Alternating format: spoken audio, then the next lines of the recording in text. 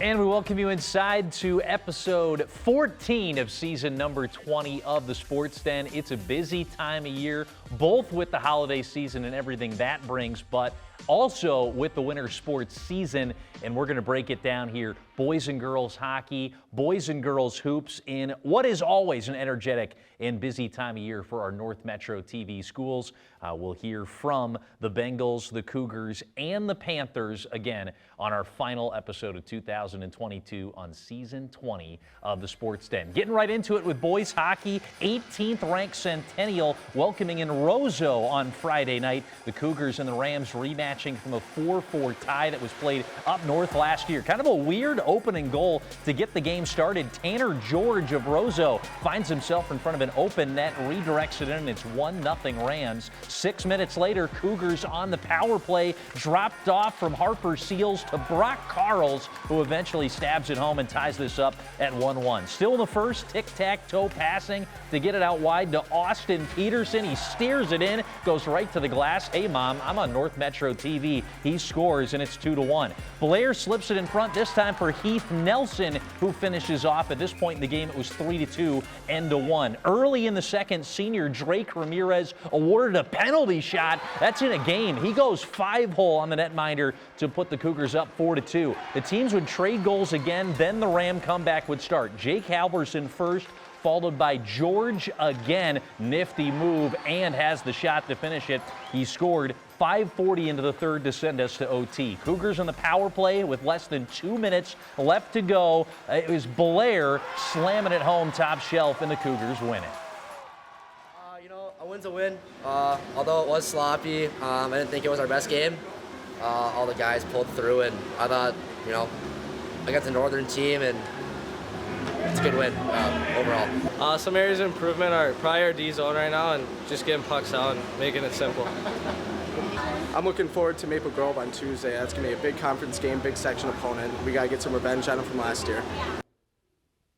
Peyton Blair ends up scoring the overtime game winner with less than 2 minutes left to go in this game. He now leads the Cougars with 12 goals through 7 games this season. It points in all 7 of those and a goal in each one, in fact, for Peyton Blair so far this year. Harper Seals has a 4-assist game. He leads the Cougars in both assists with 14 and total points now with 17 on the season. Really nice marquee win against one of those premier northern teams historically in Minnesota. 3 teams remaining unbeaten in the Northwest Suburban Conference, all of them Section 5 AA rivals, including Maple Grove and Rogers, who met in the section final last year. The Cougars, who were bounced by Maple Grove in the semifinal round, up there as well in conference action, 2-0.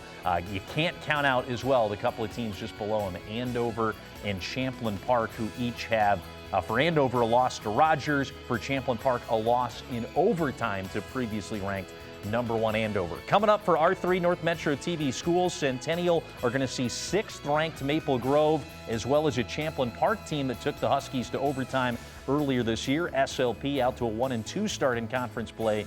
They will be out of conference action for the next 2, and Blaine looking to shake out of a 7-game losing skid. They will have Wisconsin powerhouse Hudson, and then 4 of their next 5 opponents, all among the top 25 in the state, according to the QRF.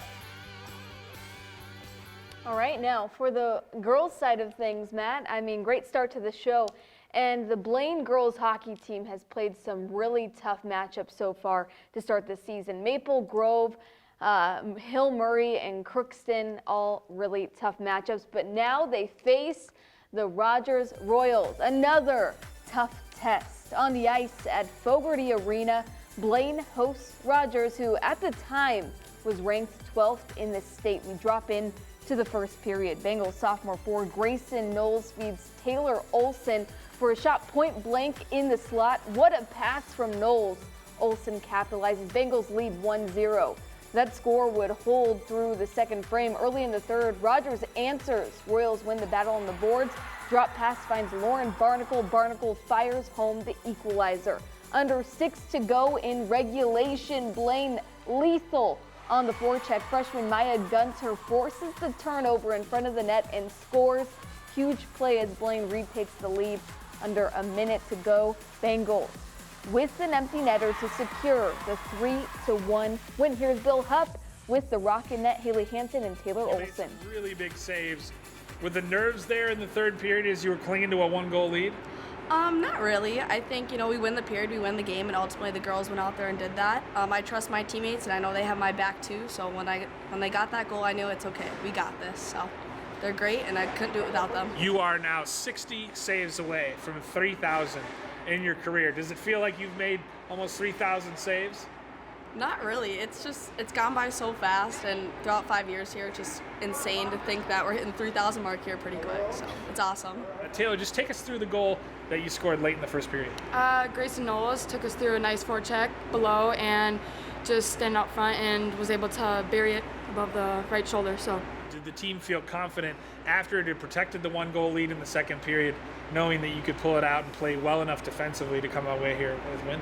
I think I wasn't too tight. We had good defensive, good teammates, and a great goalie to help us. So.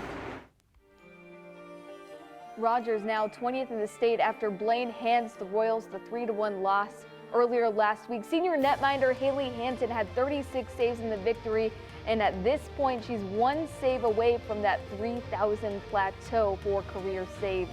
And you've heard her talking about it, quite the accomplishment. It was Macy Jansen with the empty net goal, so 3 different goal scores for Blaine. Great stuff so far. And as we look at the standings, Blaine 6-3-1 overall, 4th in the conference behind Centennial, Spring Lake Park, Andover, Maple Grove, all teams highly ranked in Minnesota. CSLP is 8th in the state this week, Andover 1st, and Maple Grove 4th. But you see Centennial has played more conference games. Looking at the road ahead, starting with Blaine, they picked up a win over Armstrong Cooper this weekend. So next up, Forest Lake, and you'll see the schedule really begin to diversify. Plenty of action surrounding the Christmas holiday. And for Centennial, next up, Wayzata, then Rogers, and Blake right after Christmas. And as we head from action on the ice to a look at the hardwood, this is also a really busy time of year, Mary, in the basketball schedule, particularly for the boys too. A lot of high-profile tournaments where you see a lot of great teams get a chance to clash around the holidays. So while high school athletes are certainly going to be pulled in a lot of different directions, some of that, of course, is still going to remain on the basketball court. And we had one of those premier around the holidays matchups already here around the North Metro last week as Blaine were taking on Totino Grace. The Blaine Bengals, who had come in as the 13th ranked team in boys hoops, were hosting the number 1 ranked and reigning 3A state champion Totino Grace Eagles on Tuesday night in a matchup out of the Northwest Suburban Conference. Early on in the first half, Zach Schusted finds Ryan Bullman to help the Bengals get on the board and break an 8-0 TG run to start the night. Dothan Ijanimbola would finish under the basket for TG. Eagles playing in just their second game of the year after falling to second-ranked 4A Lakeville North. Tyler Wagner hits the deep 3. He would finish the game with a game-high 23. Jordan Lyon with a hard-fought rebound sends it up to Bowman, who throws it down for the jam for the Bengals. Eagles would show that they could get out in transition as well, too. Jaden Livingston to Chase Watley. Pretty finish. That's why they call him the dentist for the Stars. Eagles, who led by 24 at the half, would pour it on in the second. Alvin Payne with one of the highlights for the Bengals as he would slash toward the basket and finish strong. Wagner, who had the big statement game for the Eagles, who were without Mr. Basketball contender Tayshaun Chapman. No Mr. Basketball winner, no problem, 81-48 as the Eagles took this one. Bengals handed their first loss, no shame, falling to the reigning state champs in 3A after the Blaine had gotten out to a 3-0 start to the season. Ryan Bowman, double figures in each of the first 4 games, the only Bengal to do that to start the year through 4, finished with 11. The Eagles were without Mr. Basketball contender Tayshaun Chapman, but had 5 players, no problem without him, reach double figures, including 23 from Wagner. All right, we follow up that ball game with Andover at Spring Lake Park. The Panthers still in the hunt for their first win in this young season. Will they get it done against the top 10 Huskies? First half, Andover's Tate Olson drills the triple from the corner pocket. SLP responds with a nice run to jump ahead 17-11 off the inbounds. Great patience in the paint by Kyrie Shaw. Shaw led the Panthers with 19 points. How about Isaac Onenium knocking it down from the corner? Gives SLP a double-digit lead, but no lead is safe against the Huskies' high-powered offense as the first half clock winds down. Another Andover steal and score. Second half, SLP down 2.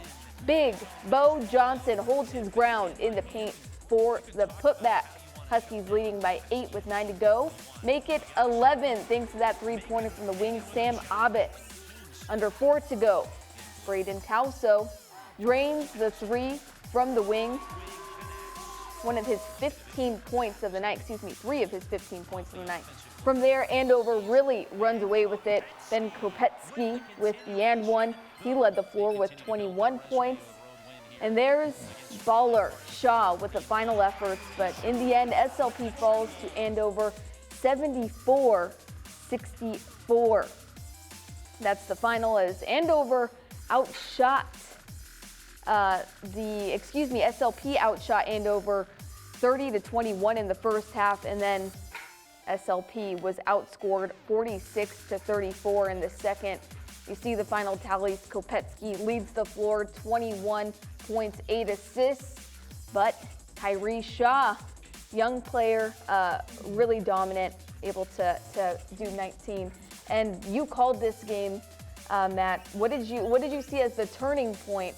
Was it at halftime where things began to swing a little bit in favor of Andover? Yeah, absolutely. I mean, Spring Lake Park's, I think, going to be pretty proud with what they did against a really talented Andover team who were a state tournament team a year ago. Those two guys we said a lot in the highlights, Mary Kopetsky and Masungu, are all-state caliber type of players. Those guys were coming in averaging over 60, so to hold them to a combined 34, pretty big win for SLP. They got a lot of new players out to a struggling start. Andover just started hitting their threes in the second half. They had 2 by halftime, had 10 of them when they came out in the second half, and that's kind of how they make their hay. So Huskies really started to just drill it from deep in the second half. Hard to slow that down when it begins to happen, but a great first half effort, and I think if you can get that out of it, like you said, good stuff. And also in action last week, this was a Friday night tilt out of conference for the Centennial Cougars, taking on North St. Paul. It would be Jalen Swift kicking it out to Jaden McLaughlin with the 3 for the Polars. North St. Paul would go on a little run here to begin the night. Davion Caesar doing some hard work down low, grinds it out for 2 to get the Polars out to a lead. Will Quick, nice little give and go here, exchange right back, draws the contact and 1, and he gets to the line for Centennial. Kellen Binder was doing some work here in the first half as well, too, for the Cougars, camping out for a corner 3. Nope, he drives baseline and finishes for 2 up at the rim. This was a good one. First half went into the locker room with a 30-29 lead, a 1-point game. We would head into the second half, and then the Cougars would get cooking. Will Quick with a hustle play, goes end-to-end, finishes left hand, and would put that one through for the Cougars. Ty Burgoon, like Quick, another football, basketball, 2-sport athlete. Nifty post moves as he turns and lays it in off the window. Burgoon would lead all scorers with 26 as Centennial rolls to the win. Felt good to bounce back. Had a tough loss last week, but came into the game knowing that better team would win. We were down a couple points coming in the half. Knew if we play our game, we'll win, and it's what we coach. So our coaches tell us that, and it worked out tonight. Feels good to come back. We learn it in the locker room. We talk about it all the time. Finish. That's all we had to do, and that's what we did. We just did what we got to do. Nice win for Centennial in this one. Ty Burgoon, always a standout for the Cougars on the basketball floor. He scores a game-high 26. He has had at least 20 in all 4 games for the Cougars to start the year and leads the squad with an average of 26 per game. So another standout game from Burgoon, and the Cougars leading the way to victory. Taking a look at the Northwest Suburban Conference standings, Centennial sit behind 3 teams in the northern portion of the way they split it up. So you see Maple Grove, Andover, and Champlain Park They are all in Centennial's half of the standings. Blaine are out to an 0-2 start in league play. Park Center and Armstrong, along with TG and Rogers, lead the NWSC 2. SLP are out to an 0-2 start to this point in a very, very tough league. Centennial have 2 on the road to close out 2022. As you look in the middle portion of your screen, they'll have a key section game coming up at Forest Lake. The Rangers were the team that knocked the Cougars out of the section playoffs last year. Blaine will play their next 5 out of Section 7 4A, including a December 22nd rematch with Duluth East, who beat Blaine in the playoffs last year. SLP will have 4 in a row against section competition, including a January 6th matchup against Osseo, who, that's the theme, ended the Panthers season last year. Again, for the girls basketball standings as well, too, we take a look at what is, again, strong top to bottom league, Mary, of talent in the girls side of basketball. Great to see Centennial 3-1 this early on in conference competition. The 3 wins all coming to conference opponents, which is fun to see. At 5, Blaine 3-1, 5-1 overall, so a little bit more going on with their non-conference schedule. Spring Lake Park 1-3, a little bit further down, but as you said, Matt, there's a lot of good competition and they're in the mix of all of it. Yeah, I saw Maple Grove. They look like they're probably early favorites again, so that's always a game to look out for on the horizon of the schedule. Maple Grove, who handed Spring Lake Park that loss earlier this year, but not a lot of let off, no matter who you're playing in that Northwest Suburban Conference schedule. No, but to see 2 of the local teams in the mix and competing, having a good start to the season is good stuff. We got the holidays coming up.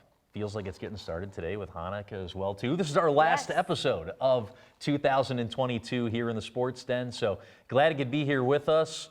And again, Happy New Year, Happy Holidays from everyone here. Myself, Matt Dean, Mary Rominger, Ted LaRue, and the crew here at North Metro TV. We're signing out for the last time here in 2022. Happy New Year, everybody.